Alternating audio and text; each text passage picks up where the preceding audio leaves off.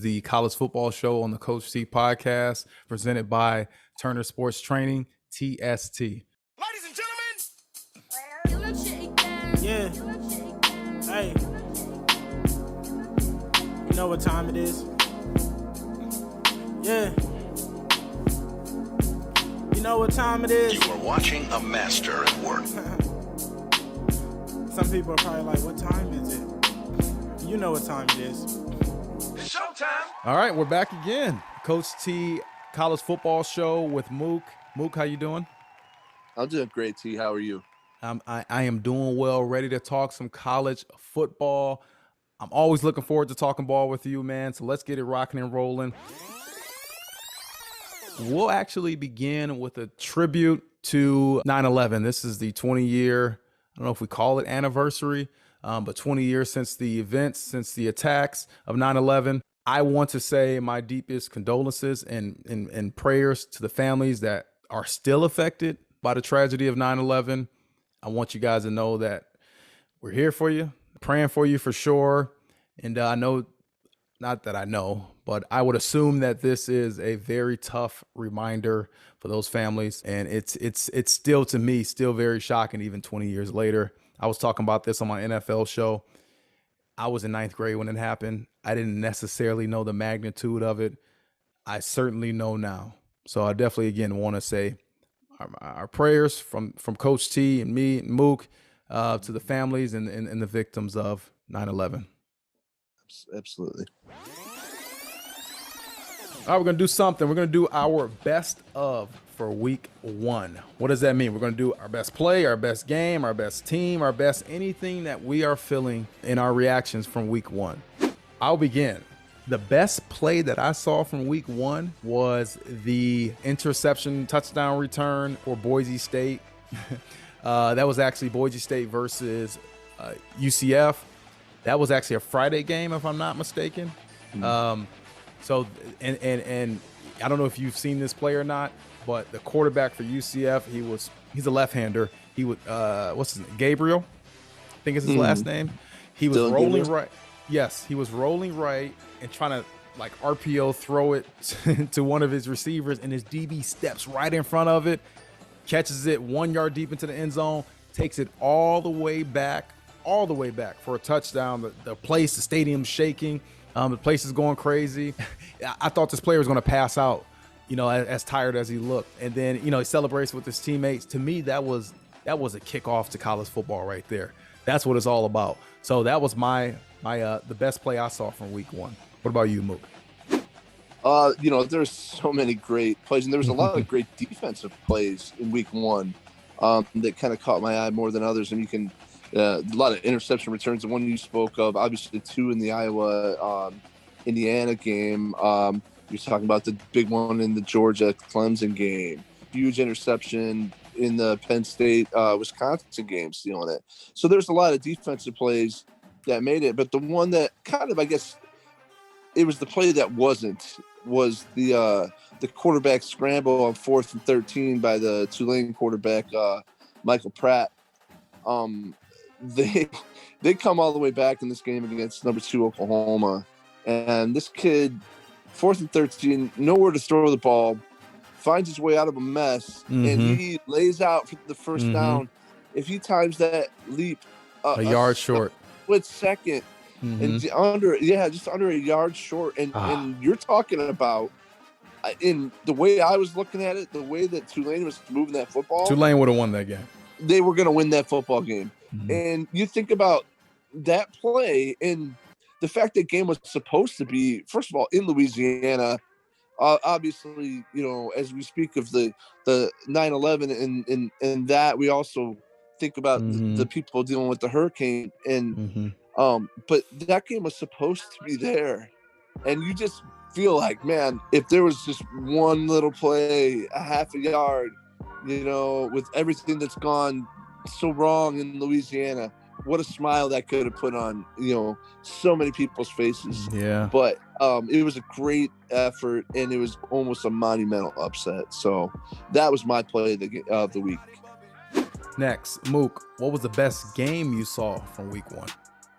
The best game of the week, I mean, you could mention that Oklahoma Tulane game. Georgia Clemson was obviously huge, but if you're a defensive fan like I am, I love that one. But I don't know how you go against Notre Dame, Florida State. Notre Dame, of course, winning it in overtime, but that game had everything. I mean, it had big plays on offense. It had big plays on defense. Had a comeback. It had clutch field goals. It had icing your own kicker. It had, it had the return of Mackenzie Milton at the end of the game. It was a fun game. It had all the emotion of Bobby Bowden, memorializing him, and it was just what it was supposed to be. Yeah. And it was a great game, and just in a week full of really good ones. For week one, you don't always get that, and you got a bunch of them this time around. So I thought that was pretty awesome. Yeah, Mook, I told you about that game, right? I said it's going to be a very emotional night. Yes. I had Florida State winning that game. They just fell short. Like you said, they iced their own kicker. That definitely didn't help. But overall, man, it was a wonderful game. You talked about the Georgia and the Clemson game. That was a great defensive battle. We're not going to talk anything about my Indiana Hoosiers. That's the total opposite of best game I saw. That was the worst game I saw, man. That was despicable. Come on, what can you say? Okay, I do have something on that game. Please. So look, it was definitely not what I envisioned out of Michael Penix that day. But after kind of watching it a little bit, he was missing people like crazy. I mean, he did not have a good day. But you talk about three plays that changed so much of one football game. You have two interceptions back. Okay, obviously for touchdown. So potentially you have a 28-point swing if you figure the fact that if Indiana was on, it could score. You know, so anytime you have two transition type scores like that, pick sixes, it always makes it look a lot worse than it probably was. And then you have one huge run by Goodson in the first quarter. You take those three, and there's just three big plays. I understand that. You take those three plays away. It wasn't like Iowa was putting up offensive numbers. Like Indiana's defense played very well. Yeah, it's just that their offense didn't do their exactly. part. The offense dug them in the hole. And yeah, I mean, you're a coach. I'm a coach. Any fan or coach or anyone that is associated with football, they know, especially pick sixes and fumble recoveries for touchdowns. Those are some of your more luckier plays. So I totally understand that. I agree with you on that. I'm just such a big Hoosier fan. It was just disappointing being down 28 points at halftime. It's like, what's going on? Pick sixes to me, it just looks bad. It looks like you guys were never even practicing. Like, what were you doing the entire spring and summer if that's all you're going to do? I think Indiana would do much better, especially to next weekend, not this week when they play Idaho, but I think they would have a much better performance against Cincinnati at home. I think that would be more of the true sense of who this Indiana team will be. Now, if they're still looking the same way during that game, well, then that you have a lot of concern there. But first game, it's a conference game against Iowa. Look, let me tell you from personal experience, Kinnick Stadium is one of the harder places to play within the Big Ten. I think honestly within the country. Like, those fans are right on top of you. They don't have 100,000 like Ohio State or Michigan or Penn State, but they got 70,000 strong fans that love their Hawkeyes. And it's a loud place, and you can see if you go watch those clips, you go watch those highlights of the pick sixes, that place is jumping. It's loud. That's the type of place it is. So it's a very hard atmosphere to play in. So I'm not necessarily gonna let Indiana slide or let them off the hook, but in the same breath, I really want to see what they bring against Cincinnati. That would be more of a tell of what type of team Tom Allen has there. I agree. The best game that I saw, I'm actually gonna go a little bit off the beaten path right here. Best game that I saw was Eastern Washington. Well, I actually saw the highlights of this one. But Eastern Washington, and did you see that game? Eastern Washington against UNLV. UNLV's kicker missed a kick to win the game in regulation. Then they went to one overtime. They matched points. They went to a second overtime. I think they ended up going to a third overtime. I think they ended up going to, let me check the stats here. They went to, just a second overtime. It finished 35-33. It was a phenomenal game. If you get a chance to watch any of the highlights from last week, check out the highlights of Eastern Washington when they beat UNLV in 2 overtimes. Yeah, in off the beaten path too. I guess you could throw Northern Illinois going for 2 to knock off Georgia Tech. Mm-hmm. That was another one. Yeah, there's wild games, and we kind of touched on it a little bit in our conversations this week. That maybe we're seeing a little bit different than last year was kind of with the COVID and everything, and wasn't maybe a true sense of what some of these teams are, and this year with a full spring and everything else. I think we might see something that maybe we didn't expect this year. Mm-hmm. Mm-hmm. Moving on. Best coaching from week 1. I'll start here. Best coaching I saw was Chip Kelly for my now UCLA Bruins. I think, no pun intended, I think the Bruins have something brewing in LA. Coach Justin Fry, who I actually texted today, talked about him, my former college teammate who is the offensive coordinator for the UCLA Bruins. He spoke about this team. He feels like they have something special there. Charbonnet, how good is that running back? Oh, he is absolutely phenomenal. DTR, we spoke about him. He's an electric playmaker. That tight end they have, the tight end number 85. I always screw up his name. I forget it, but to me, he's an NFL tight end. They have a lot of talent at UCLA. I think they have some of the better coaching in the Pac-12. It's kind of a cheat with Chip Kelly because he's been around so long. But when you talk about coaching job and coaching circles around someone, I think the way that UCLA and their coaches coach circles around Ed Orgeron and LSU, I think that just speaks to the type of program that UCLA is seemingly building in LA. Yeah, I'll be honest with you. I had Chip Kelly written down and I scratched it out. Not because I thought maybe you might be going with him. So I actually went with Gus Malzahn. Love UCF it. Down 21-0. And they battle back for a 36-31 win over Boise. I mean, he just kind of stayed the course. I think this is going to be – I think that Gus Malzahn will kind of put his fingerprint on what the program that's been building up through, Scott Frost and Josh Heupel. And now he's going to bring that kind of experience to it. And with what's kind of being thrown out there now about, maybe the Big 12 isn't done, and they're going to be adding the UCFs and the BYUs and whatever, and so we'll see about that. But as far as a coach staying the course, not letting his team panic, and getting the job done, I went with Gus Malzahn on that for UCF. Yeah, great pick. I mean, he kept those guys fighting, and you see how the game ended. So you're right. That takes great coaching. Best player from week 1. Overall, best guy that you thought was just a straight dog. So the best player from week 1, I kind of was going between 2 guys. I'm going to go with Bryce Young for Alabama for what a kind of a debut of starting of sorts.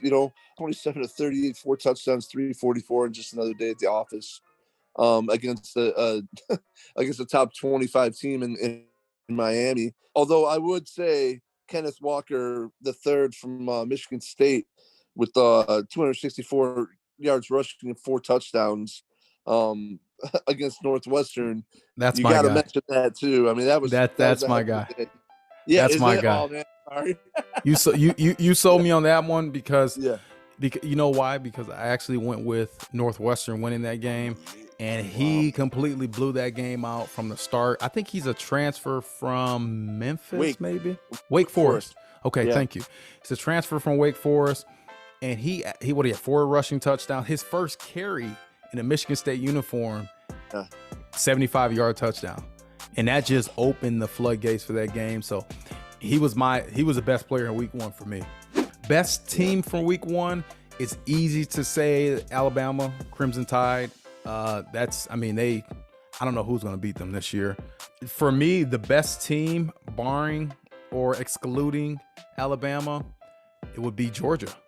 Like, Georgia, to me, you talk about defense. I think that is the only way that someone can slow down Alabama, is being able to have the defense to actually do it.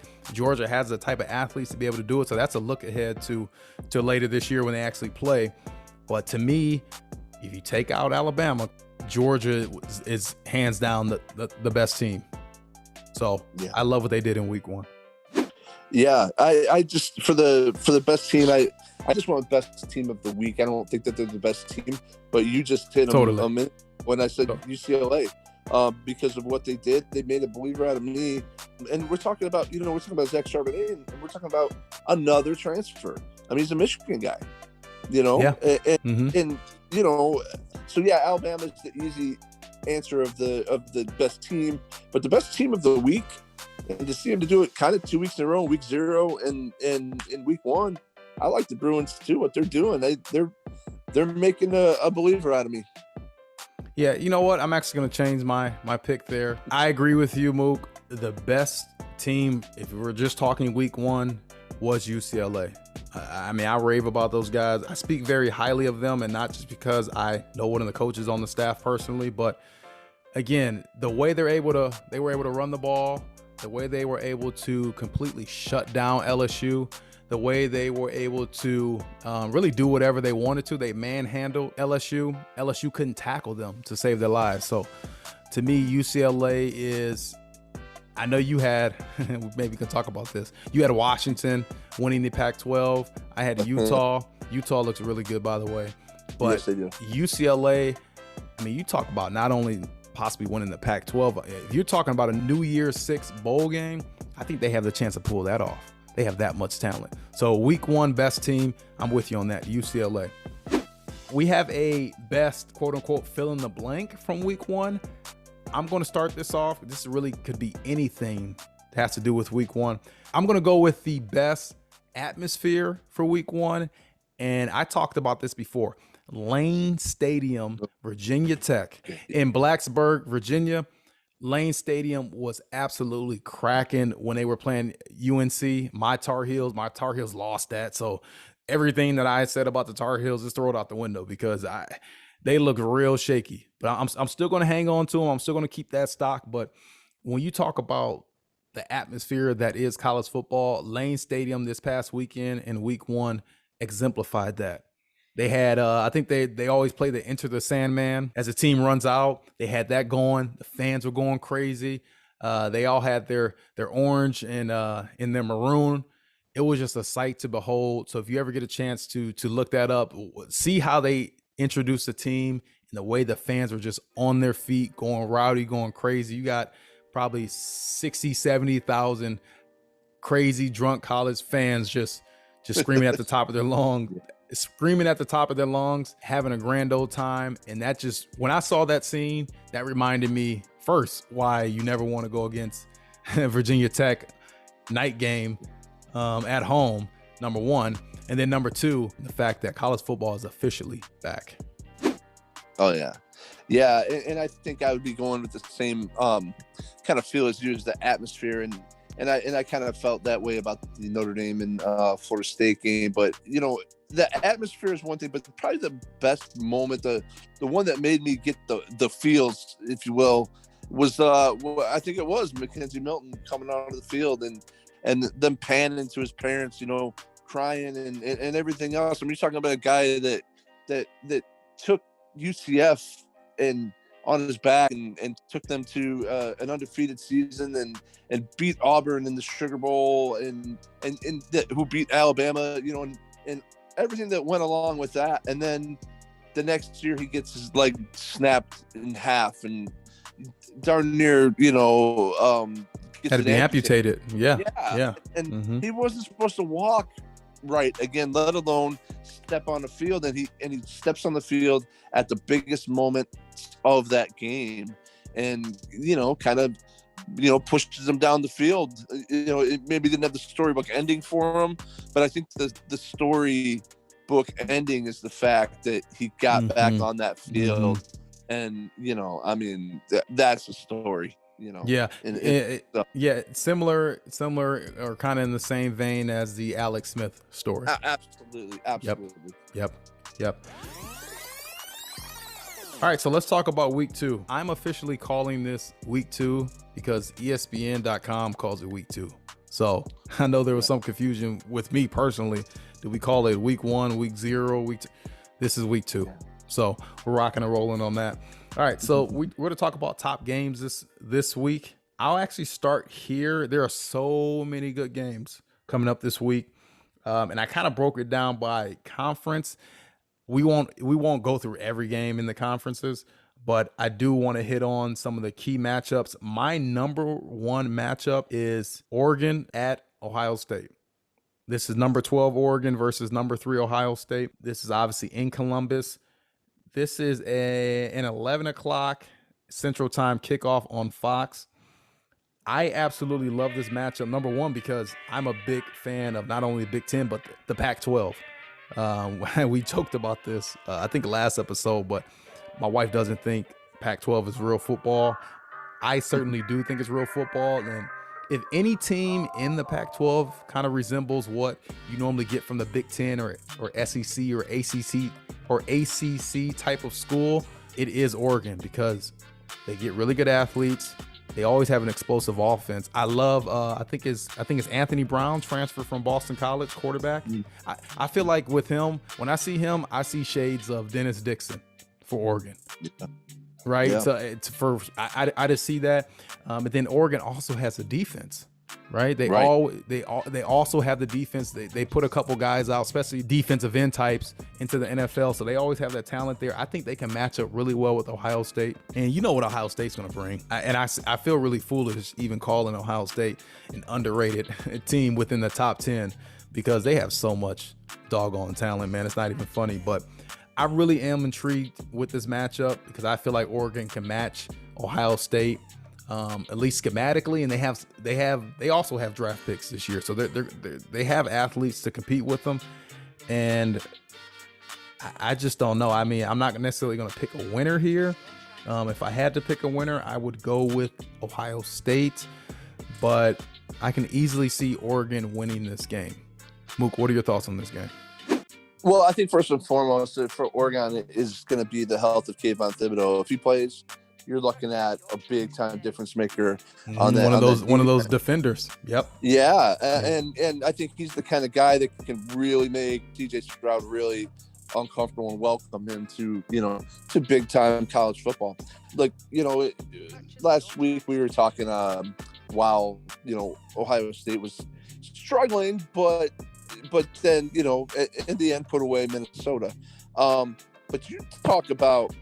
One thing I took from that game, watching it after the podcast, was these freshman running backs that are coming up for Ohio State are ridiculous. You look at what a 5-star talent running back is, and it's just, you look at Myron Williams and you're like, holy cow, he's just a muscle, just running down the field. Like, it's amazing. And when you got that receiving trio that CJ Stroud gets to throw to, it just seems unfair. But that said, they're very young. This is the game that could be a problem. I think if this was at Oregon, I would probably maybe take the Ducks. I am going to go with Ohio State at home, especially if Thibodeau can't play, if he can't go. But I think this is a great week 2 game. And, honestly, the old days could be a Rose Bowl, preview, but yeah, it's a good one. Yeah, it is a really good one. I'm clearly excited to watch that game. Probably will be not probably. I know I'm going to be watching that game come 11 o'clock on Saturday. Next matchup, top matchup of the week is Iowa versus Iowa State. Now, key note for this game, in the 67-year history of this matchup, I hope I'm saying this right. We have some fact checkers out there. You can check it, I guess. That's correct. But this is yeah, there you go, my man.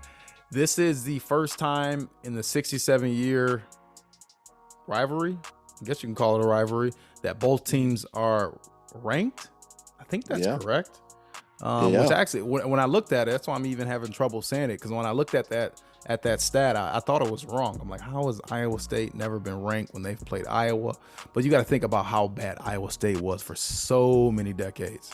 I mean, terrible, terrible. They were just terrible. Come in, Matt Campbell.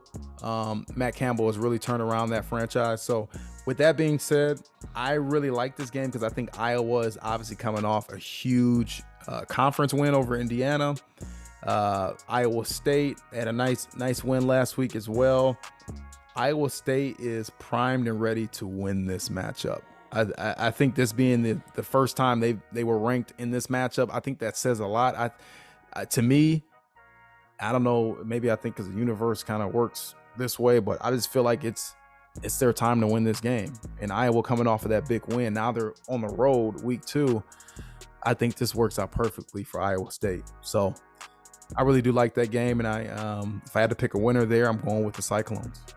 Yeah, I think that even some of these bad Iowa State teams against really solid Iowa teams have made this the battle for the Cyhawk Trophy a good ball game.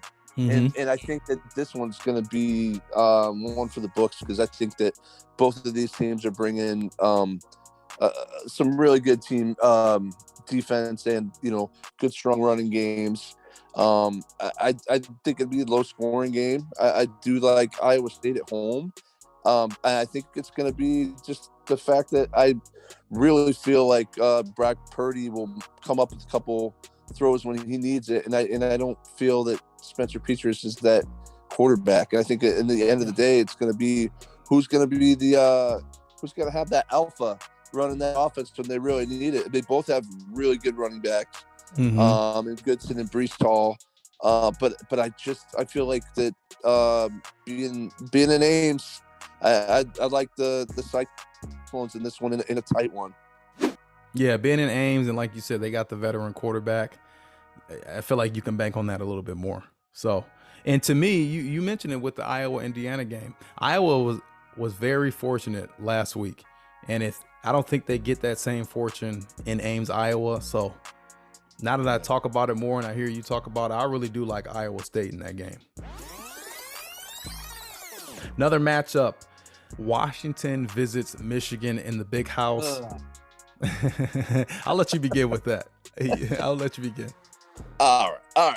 So come on, last week, lay it on me. Come on. All right. So last week we were going through our conference picks, and we were going through, and I was talking myself in and out of what teams I liked in the Pac-12, and somehow I talked myself into the Washington Huskies as the Pac-12 champions. Now, look, they lost to an FCS opponent, Montana, who is a good FCS opponent. Mm-hmm. And they're not the first team to lose to a good FCS team. Mm-hmm. And Mook, not to cut you off.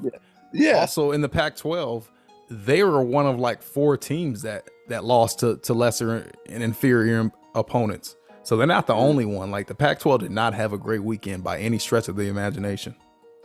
No, it wasn't. And even, some of the other games weren't that pretty. I mean, it took some big defensive plays in the USC game for them to kind of put the score up where it was over San Jose State. Okay, so I really was looking forward to this game, and I still am. Washington coming to the Big House, you got the physical team that probably plays more like the old school Big Ten team in the Pac-12, and Michigan, and so that kind of tempers my enthusiasm about this ball game. But that said, Michigan, I mean, they beat Western Michigan. It wasn't like they went out and beat a big time team, and I think that sometimes you get those FCS teams and you got a big game coming next. You have the tendency to sleepwalk, I think, and I just think that while Washington obviously is going to have to pick up their game offensively, I wouldn't completely count them out of this game. I think it's going to be kind of an ugly game. But at the Big House, now I gotta go Michigan. I don't really like their quarterback situation. I do like the tailback. Corum, I believe his name is. He looked like he was running the ball pretty hard. So I do like Michigan in this one, but I want to see how Washington responds because they did have some people behind them a little bit that thought they'd be a pretty good ball club. And Mook. And if they lay another egg here, then, they got a lot of things to figure out. I think they'll be just fine. What sucks for Michigan, Ronnie Bell, receiver, he's out for the year with a lower leg injury. He was going to be phenomenal, man. You talk about a game breaker. Feel real bad for that kid. That stinks. I think they do have something with the quarterback at Michigan. Like the way he's able to not only throw the ball, but he also is, very mobile. I think that works perfectly. I think they've been looking for that in Michigan for quite some time, at least the time where Jim Harbaugh has been there. So I do like this matchup. It's one of the quote unquote, I guess, marquee matchups of the weekend, even though neither of these teams are ranked. I know you're all over Washington preseason.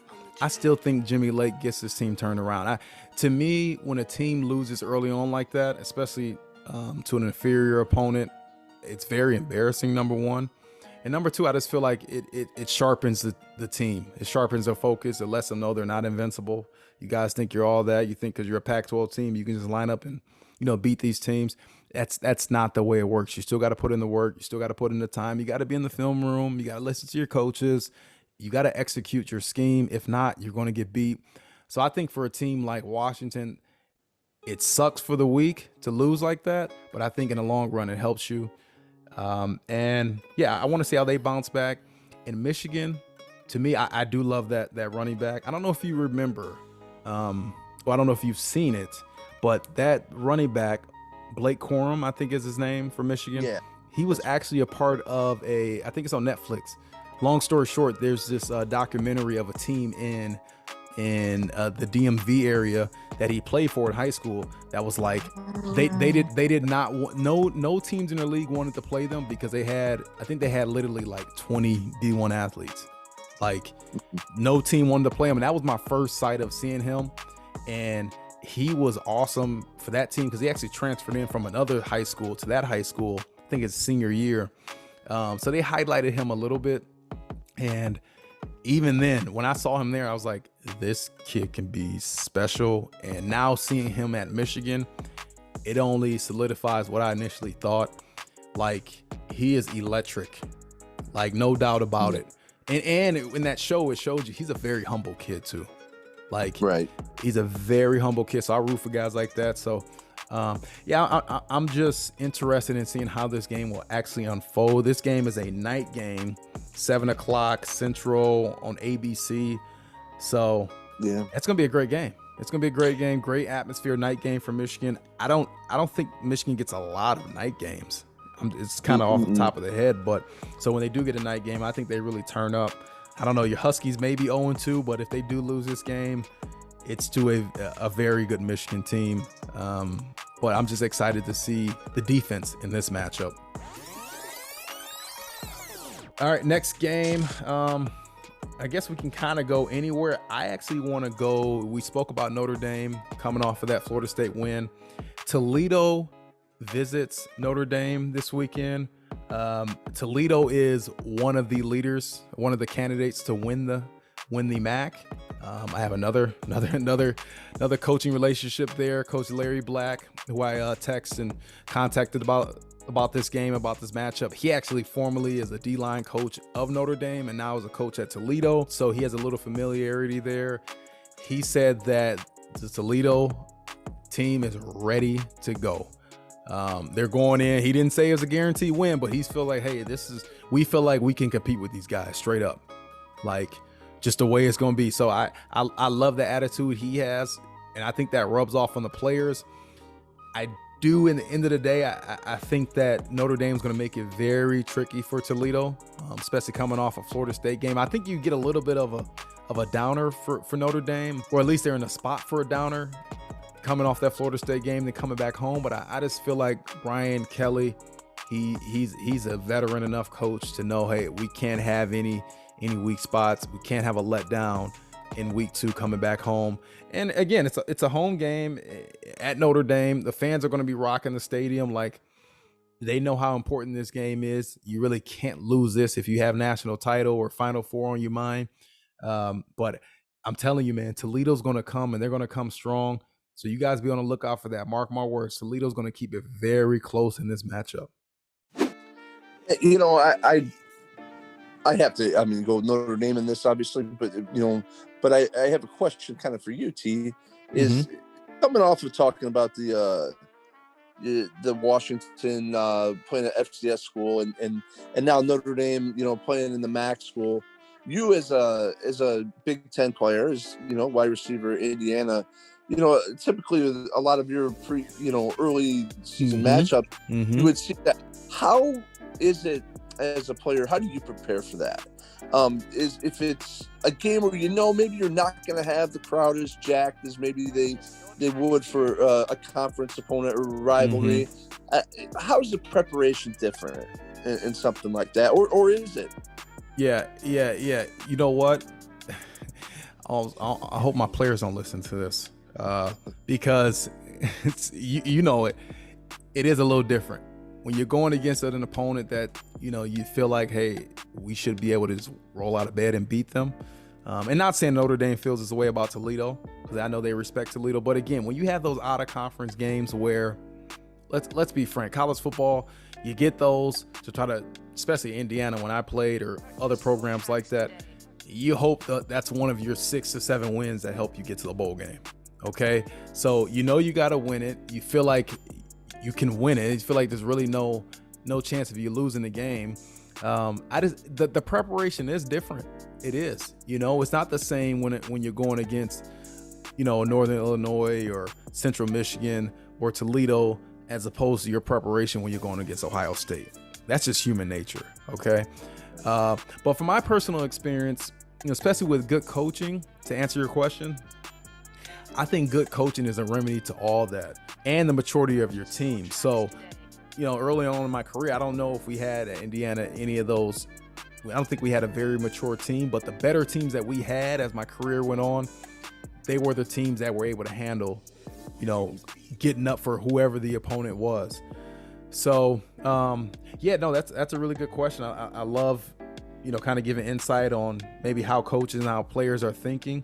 And I know for sure when it comes to, playing, some of those out of conference opponents, as a player, you get up for them, you're excited for them, but it can be a little tough at times for some players to get as excited about those as opposed to your conference foes or your rivals. So, and that's what I was kind of hoping to hear. The coaches are going to always give you the same line about, well, we prepare for everyone, the same yada yada. But I think that it's when you have you talk about maturity or a really player-led team. When you have some real on your team, I think that when you have that's when you see your blowout games over those teams. I think that sometimes if you have a team that isn't really driven and player led, that's when you see your letdowns. I feel like, that's just. But I kind of want to pick your brain as someone who's actually been in those locker rooms and in those meetings and watched that film and prepared for those games. So yeah, because you can see it. You get all the film, you get all the cut ups, and you can just see that the talent is different, right? So when you see it, you're used to. You're used to Big Ten or you're used to Power 5 players, and then you all of a sudden get some guys that seemingly shouldn't even be on the same field as you. You do get a little overconfident, but you got to snap out of it. You got to say, yes, this player may not be as good as what I'm used to, but I still have to go out and perform and I still have to execute. And he still is a collegiate player. He's still a scholarship player. Right. Just like the NFL, we can say this team is great. This team is not so great. This team sucks. This team is awesome. But these are still NFL teams, NFL coaches, NFL schemes, NFL players. They're still getting paid. And just like they say, any given Sunday, any given Saturday, and we saw in week 0 and week 1, any given Saturday, you never know what's going to happen. So you better be ready. You better strap up. Better put your mouthpiece in. You better be ready to go when that first whistle blows. All right, so another matchup that interests both of us will be the Ball State at Penn State. A lot of states there. Ball State visits Penn State. This is another matchup where on paper it looks like a complete blowout. It may turn into that. It may not. I don't know. But I will say that Ball State, like Toledo, is one of those teams that will compete for the MAC. Okay, in the MAC championship. They won the MAC title last year. They are no slouches. So I think they're going to give Penn State a run for their money. And, I wouldn't be surprised if Ball State actually pulls off that upset. Now, I do have another coaching friend at Ball State, Coach Corey Connolly, inside linebackers coach. And I text him as well, contacted him and said, hey, what are your thoughts about going down to Happy Valley? He said, the team's looking to win.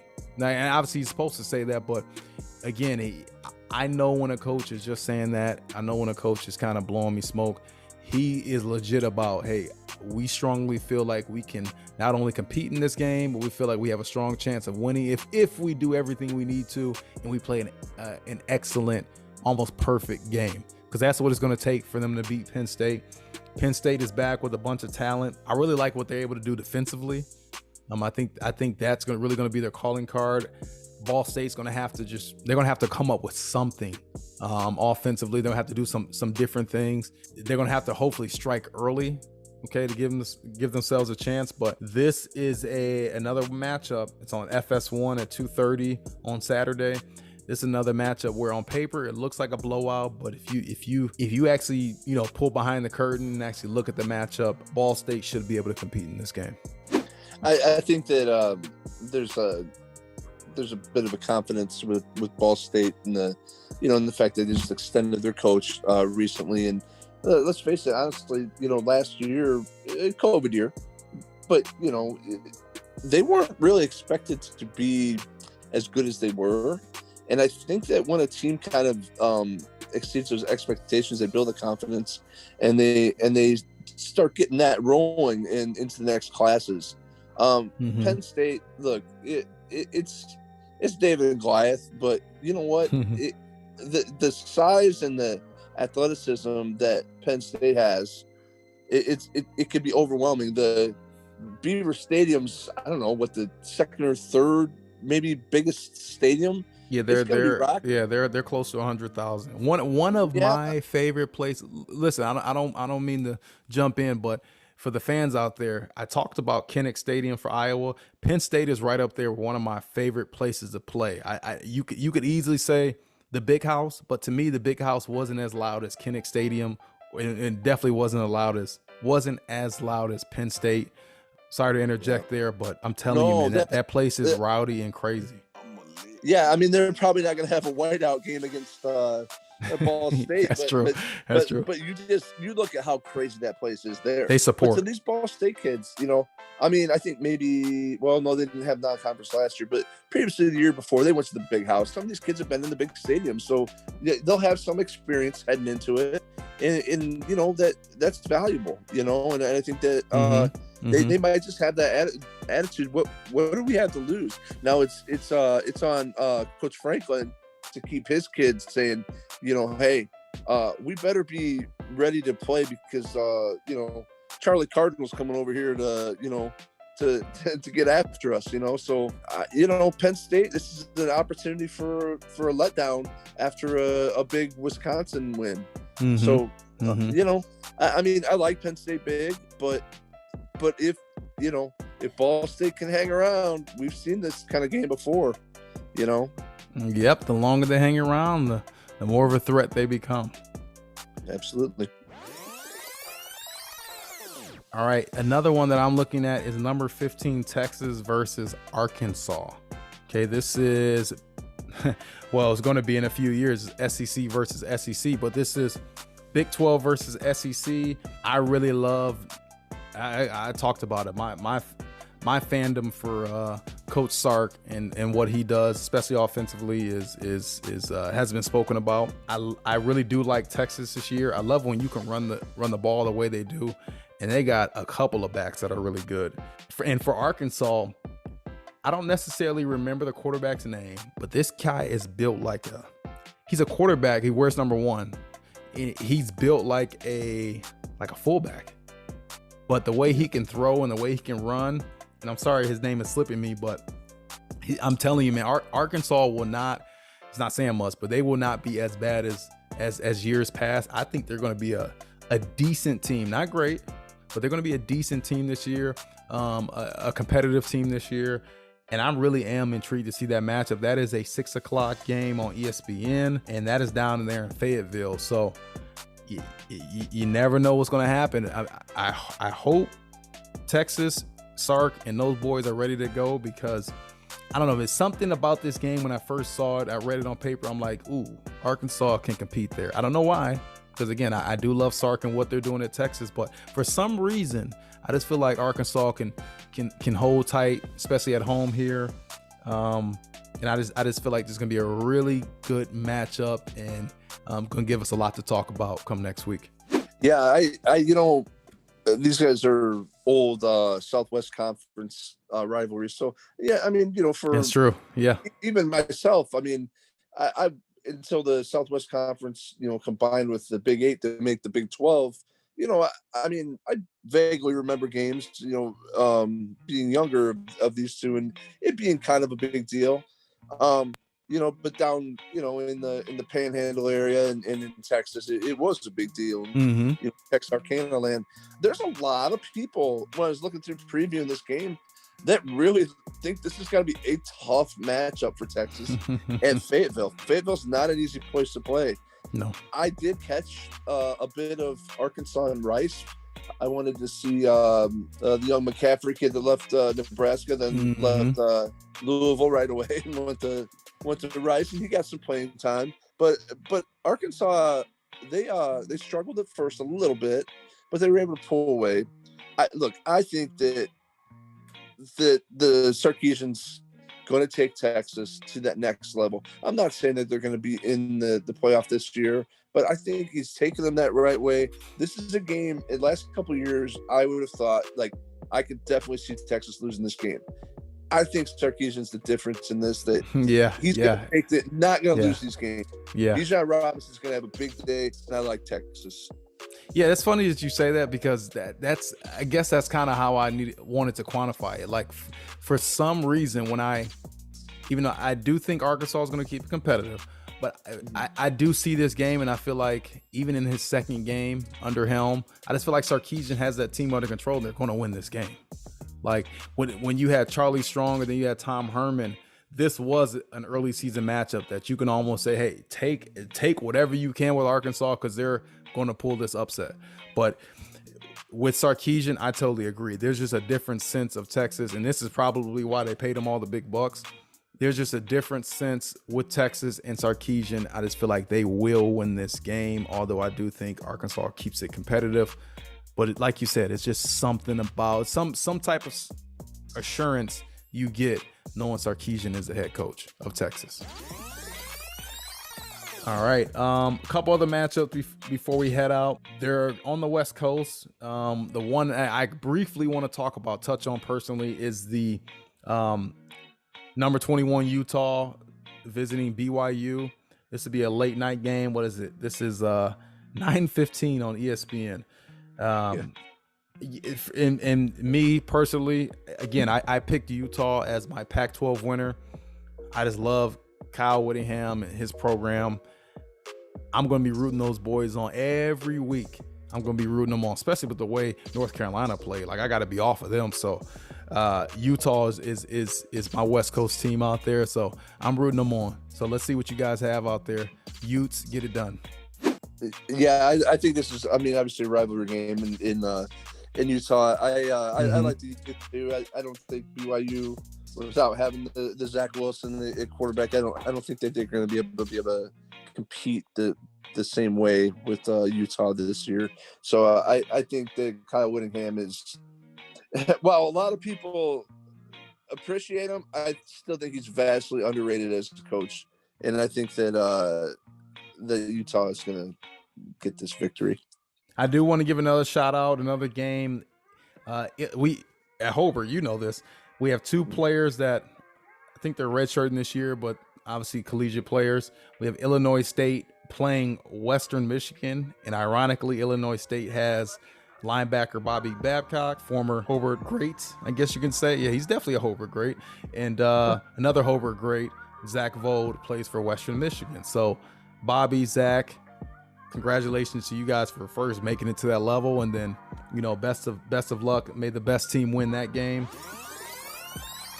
The last matchup that I want to talk about, and this is fitting because we spoke about, you know, the 20-year anniversary. I hate calling it anniversary, but 20 years since the events of 9/11, and this is the matchup between Air Force and Navy. I'll let you go first, Mook. How do you feel about that matchup? Well, I think that, first of all, I don't necessarily always catch this one like I do Army and Navy. Army Navy is a staple in every December. You know, I'm always glued to the TV for that one. But see, I like Air Force's offense more than any of the other academies. I don't know why. I agree. Yeah, Plus, I've always loved their helmets with the bolts and that light blue and the light blue jerseys. I love that. Yep, I know. I love it, and it's always interesting to see what, you know. Obviously, Army Navy break out the crazy stuff against each other uniform wise, but no, I agree. I do like Air Force's offensive system. I like you know, the Navy, you know, triple option they bring. It's not quite the same as it used to be, and Navy's struggled a little bit more the last few years. But I tell you, you know, I think that Air Force might be the better team this year. I will say that no matter what happens in this game, that it's always special when our academies, you know, get after it, you know, and you know what, they play for the President's Cup, you know, so somebody's, you know, this is a big game for Indianapolis for these two teams, and you know, I do like Air Force in it, but you know, they still have Army to go, and as does Navy. So it's a great game for people who love college athletics. Not a bunch of guys that are going to be in the NFL. We understand that. Right. I mean, just like we love high school football, it's that feel at a Division I level. There's a pureness to it, and I love it. And you know, I just salute all these guys and the sacrifices that they're going to make for, you know, for our country. Yep. Couldn't have said it better. Could not have said it better. We won't touch on these games too much, but some other matchups that I want to make sure that we're able to highlight. Tulsa faces Oklahoma State. I think that'd be really good. Tulsa, you talk about the COVID situation, the COVID year. I think Tulsa had one of those COVID years. I think they exceeded expectations last year. Their defense was good the first half of last year, then it kind of fell off. To me, this is kind of big brother, little brother when it talks about Tulsa and Oklahoma State. So I think that'll be a good one. I know you had Pitt, Tennessee, and Pitt, Tennessee. I think that'll be a really good game. I also think the California and TCU game, that's going to be a defensive matchup. That'll be really good. Another one, Stanford faces USC at the Coliseum. You never know what's going to happen there. I mean, to me, those are two pro-style type of teams. And to me, Stanford, whether they have a good year or bad year, good team, bad team, I just feel like they always come to compete against USC for whatever reason. And David Shaw is going to have those guys ready to go and ready to compete. And I just feel like you said, if it wasn't for, you know, a couple pick sixes, a couple turnovers for USC against San Jose State, that was a totally different game. And that score looks much closer than what it actually was. And I just think Stanford is a sleeping giant when it comes to facing SC this weekend. So let's see what happens there. Yeah, definitely. Stanford, rough start. And we kind of touched on what USC did, you know, to pull off against San Jose State. But anything could happen in that game. I don't think it'll be a super high scoring game, but no. I like SC, but Stanford could certainly pull the upset. All right. So that wraps it up for us. Thank you guys for your support. Thank you for listening. Make sure you tell a friend about the show. We are only improving and getting better. A lot like these college teams. Every week we get better. I want to thank Mook for coming on again. You have been awesome. Keep rock. I can't tell you how many people are like, hey, this co-host you have, Mook, he's awesome. Like, they just love your energy, and they just love the fact that you love college football, and you can hear it in your voice. So I thank you for that, man. Mook, do you have any last words you want to say? No, just everybody just stay safe and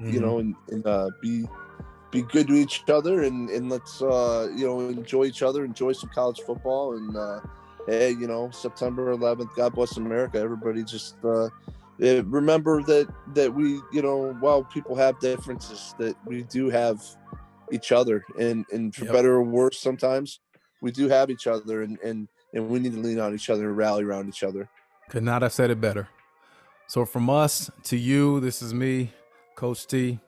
Keep showing support, and we'll keep bringing you that funk. Peace.